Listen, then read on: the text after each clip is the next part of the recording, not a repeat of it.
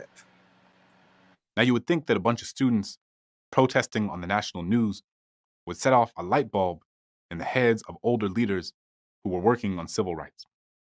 But not everyone fully understood the power of these students right away.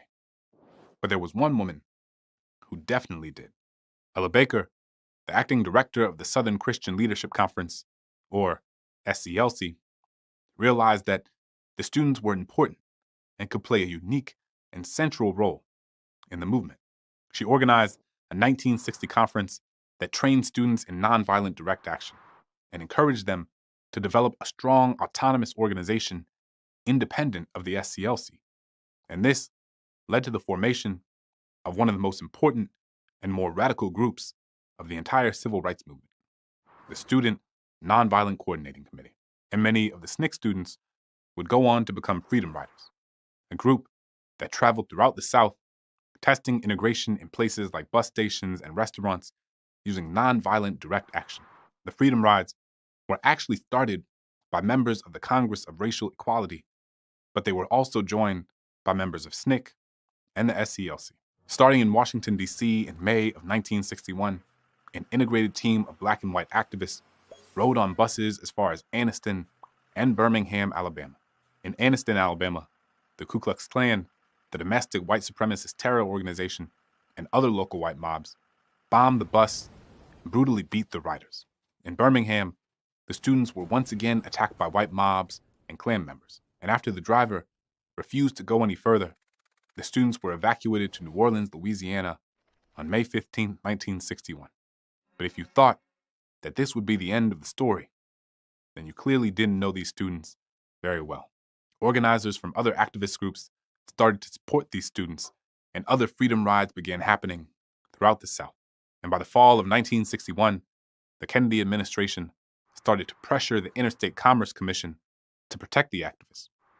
And this was the whole point. It wasn't that these freedom riders were even asking for a new law to protect them. They were asking simply for the one that already existed to actually be enforced. And as a result of the freedom rides, the Interstate Commerce Commission finally began enforcing the segregation ban in interstate transit terminals. By 1965, SNCC had more staff members than any other civil rights organization in the South. They not only engaged in desegregation activism, they also conducted voting registration projects all over the region. And what's more, they also built two independent political parties, one of which was the well-known Mississippi Freedom Democratic Party. SNCC organized labor unions, agricultural cooperatives, and reinvigorated the women's liberation movement. They also inspired what would become known as the New Left movement, which was the radical left movement that became active in the 1960s and 70s. It was composed of college students and young intellectuals whose goals included furthering racial equality, non-intervention in foreign affairs, and other major social changes. The work of these young activists completely transformed the civil rights movement.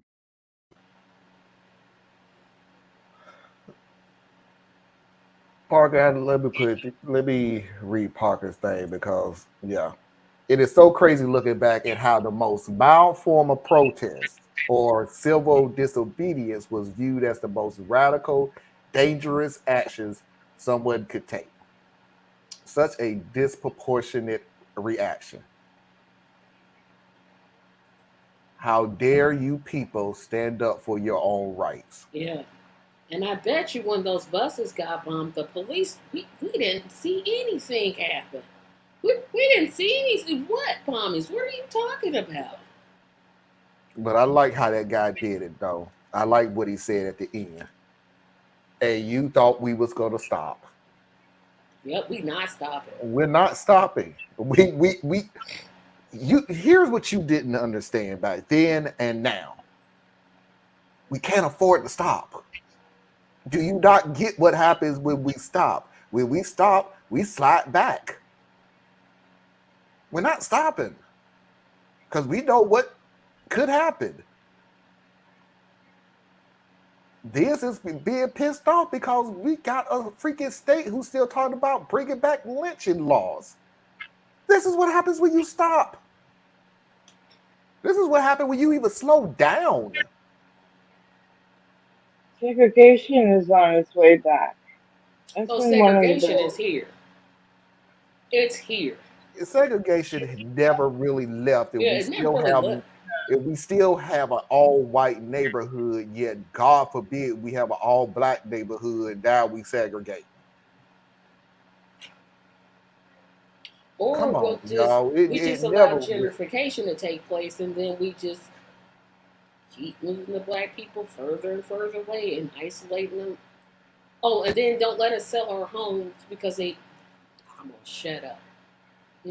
No, no. Oh, go ahead. Sell your home for hundreds of thousands of dollars less value because It's a black person's picture. Are there's you a seeing it? you got a black person picture up on the wall. Yeah, it's no, we can't stop. I just wondered what happened to SNCC. I'm like, they had all that power. It's just like they just disappeared. Yeah, I think I have ideas on that one. Yes, the Mississippi Freedom Democratic Party is important. Ella Baker helped create it with Fannie Lou Hamer and a couple of other people. What happened to that party? I have to Because they look sure up. needed. I have got to look up Fannie Lou Hamer. I got a couple of things because um, right now, thank you, Thea. Right now, I've been on a oh, what is his name? Kwame something something. Carmichael. No, that was his given name, and then he I changed it. know, but I've been on his route for the longest time now, and I've been listening to his speeches and listen. His speeches is phenomenal. I'll give you that. You got to watch the interviews because that's the. It's one of those things where it's almost like stop trying to get got you questions to this guy because it's not going to come out great for you. And so far, it hasn't. Like it's just stop the got you. I'm gonna get you on this one. Was he a professor or just an activist? He was just an activist. Okay, because I don't know much about him. You have to what's the look up. name? I can see his face in my head, but I can't call his names. Something something Carmichael. But then he changed his name to Kwame something something. I just cannot remember. This is gonna kill me because what is his name? Is it Kwame Ture? Uh, I think that's it. I I think I know that name. Stokely Carmichael. Thank you. Stokely Thank you, Oh, Carmichael. Parker. Stokely. Jeez. Stokely Carmichael. Yes, thank you, Parker. We was like Big and something all something that. Love Carmichael. it. Something. And I don't even know. And here's the funny thing about it. I don't even know how I could forget that. There actually is a wrestling manager whose name is Stokely Carmichael. Not his real name, of course, but it was like it's Stokely Carmichael. And I was like, But what did he change his name to though? Oh, you said it, Anna. You said it. Kwame Ture. Yeah, yeah, that's what he changed his name to. I was like, he changed his. you have to watch some of his videos. It is phenomenal. Marlon, I can see you some of the important videos about Fannie Mae, especially her role. Please do. Please do. Because Wasn't that the convention where they walked out? It was something about the 1964 Democratic Convention that they did that was like history making, and I forget what it was. I know one thing about Fannie Mae was she was in Mississippi, and the governor, they was doing a protest as usual, and the governor said, "Do you know who I am?" And she said, "Yes, governor, whatever. I know exactly who you are. Do you know who I am?" And he said, "Yes, I know who you are. Do you think everything that you doing, just try to be flippant? Do you think what you're doing is going to change anything? Do you think what you're doing is going to?" She said, "We'll see." Because one of the stories that I did have was some of the freedom riders were um, arrested. They eventually got out on bond. These back then, if you look at it, was $25, $50, whatever. But you got to look at this is the 60s. So $25 and $50, Yeah, that was a lot of money back then. $200, $300 in our time now. Here was the trick. Remember that the Freedom Riders that went through Mississippi and Alabama didn't stay in Mississippi and Alabama. So what they did try to be funny was, okay, you're out on bail, but you have to show back up for your trial. Feeling that none of these people was not going to show up for the trial. Thus, they get to keep the money. Because remember, the NAACP and a lot of other organizations was funding this money. We'll just bankrupt you. There's no way that all these people from all these other different states are going to come in and stand for trial for this. You don't come back, we keep the money. They came back. It was beautiful to see that whole courtroom filled with every person that was arrested right there in front of them. They were back. See, like I said, we don't achieve, we overcome.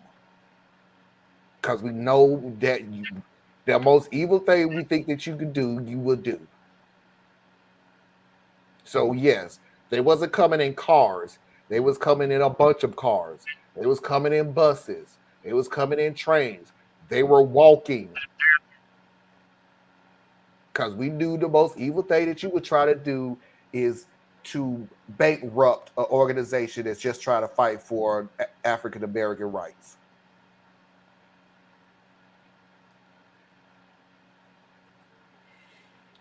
Fannie Mae Harper created a separate party from the official Mississippi Democratic Party. They had their own delegates. They tried to get reparations at the 64 convention. Okay, she created a separate party because the official Mississippi Democrats were pro-segregation. No, I don't believe it. Democrat, the biggest oxymoron ever. I'm shocked. Democrats, Mississippi. Like, yeah. Wonder which direction they gonna go.